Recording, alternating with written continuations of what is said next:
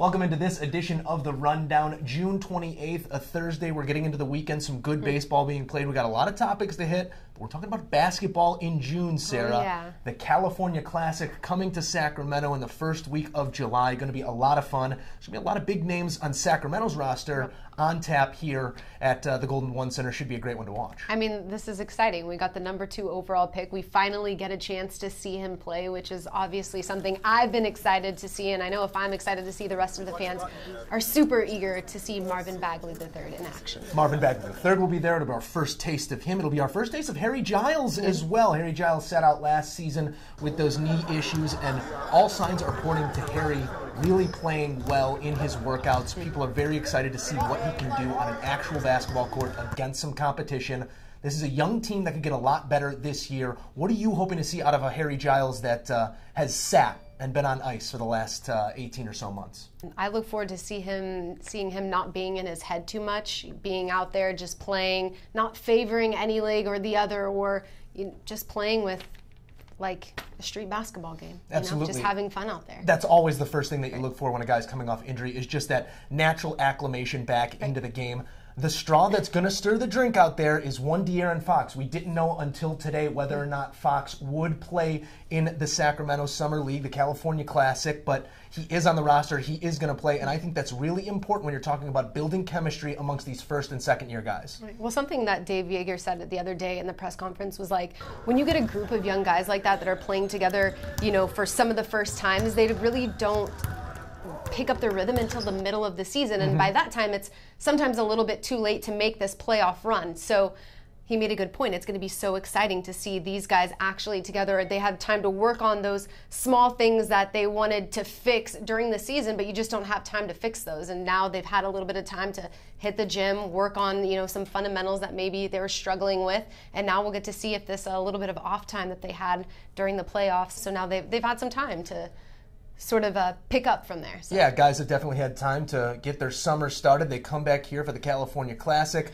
They'll have about a month off, and September will be here before we know it. This is a young Kings team that, again, was picked 30th in the power rankings. No one across the league really giving them any chance this season, but I think they could surprise some people. I don't want to get crazy and start talking playoffs, but it's going to be a fun, talented team that's going to put out a good effort each night, and Dave Yeager will make sure of it. Exactly. It is June, Sarah, and when you're talking about June, July, it's baseball season. What looked bleak a month ago, now looking like it might have some potential when we're talking about the San Francisco Giants. They just come off a hot week. They lost today to the Colorado Rockies, breaking a bit of a streak there. But last night, Brandon Crawford with the walk-off home run was an awesome moment to watch. They seem to be clicking on all cylinders, and they're moments away from being full strength on that pitching staff. Exactly. I think that's what is, I guess, the sweet surprise, is that they are able to play so well, even with so many guys, going on the DL, coming back. But you really got to take your hat off to Bruce Bochy in this situation, bringing guys up from here in Sacramento. Those arms really stepping up, giving them some quality starts.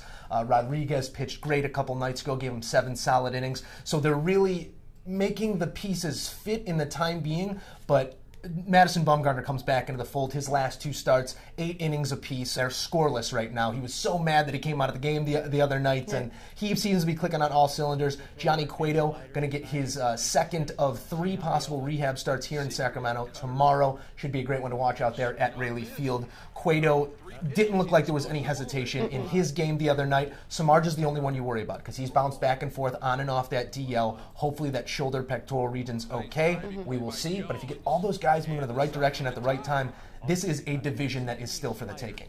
Absolutely. And you mentioned Cueto. I got to watch him while you were down there in the dugout in the River Cats, and he looked like nothing was hurting. I mean, he was having the best time out there. He was looking like his old self, feeling like his old self. I don't know if we got a chance to figure out if he woke up the next day and he was still feeling like his old self, but I guess good news, because we should see him tomorrow. No news is absolutely good news. He said it always, you can tell once the day after that start where you're at in your rehab. He's slated for, I think, 85 to 90 pitches tomorrow, so I think we'll get a lot better picture on where Johnny Cueto is. He was slated for 40. I think he got to 43, somewhere in the mid-40s. So Johnny Cueto slated for a start here in Sacramento with the River Cats. That's tomorrow evening. Not the only ball club that's making some noise. The A's. We always talk about Giants making noise, right? But we don't really get to mention the A's. Pretenders or contenders in your eyes? I don't want to call them a pretender. I think they are contenders, but I also think they need to make a decision in the near future on what they want to do with this ball club, because they're still 10 games back in the division, sitting in third with a record, I believe something like 6 or 8 games over 500. Just a tough division there. If you're going to make the playoffs, it's going to be in a wild card position. If not, you have to start looking at what you want to do at the trade deadline to set yourself up for years in the future. You made a great point before we came on air here. The bats are coming every single day. Yeah. The pitching is where they are still lacking. So you need to develop that pitching in your farm system, and if you can't develop it there, you got to make a move at the deadline to set yourself up for success on the mound going forward. Won 9 of their last 11. No issues seeing the ball, no issues with runs, just the pitching, being the problem. If they can sort of fix that, at least put a Band-Aid over it, why not? Sky's the limit, right? So we're calling them contenders. Contenders, for sure. I'm on board with it. Before we let you guys go, a little bit of social media buzz, a little bit of news in the Sacramento area. The heir to the throne, King James. He's make it come July 1st. All the suitors will come, and he will make his decision on where he wants to spend the next, let's say, 4 years of his career. I think he has until tomorrow.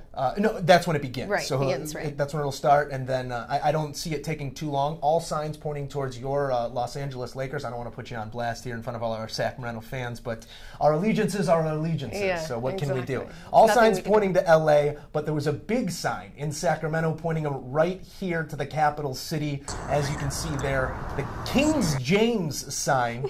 Offering an olive branch to LeBron to come here to Sacramento. What do you make of the sign, Sarah? LeBron James is so sick and tired of franchises trying to wine and dine him that now, the fans have taken it into their own hands. So what you have LA, you have New York, Portland, Sacramento, Philadelphia, Akron. They're all putting up these signs, and it's like, okay, if you're not going to listen to the GMs or the coaches trying to wine and dine you, well, we want you here. Yeah, I think that this is the way of the Sacramento fan base throwing their hat into the circle. Whether or not Vivek, Vladi, and Peja make any sort of push, I think that's another conversation, because they're in a good cap position right now. If Garrett Temple opts in, it's $20 million in cap space this offseason. They can go sign a position guy, a Lance Stevenson, a non-max contract guy. If they want to go after LeBron James, next year would be the year to do that. Obviously, that doesn't really fit the mold of what LeBron's doing, so that's not going to happen. But next year, with all of the things shaking out and all of the contracts coming to where they need to come to, it's going to be in excess of $60 to $65 million of cap space. So we'll see what the free agent market looks like next year. I think that's how the Kings go about it.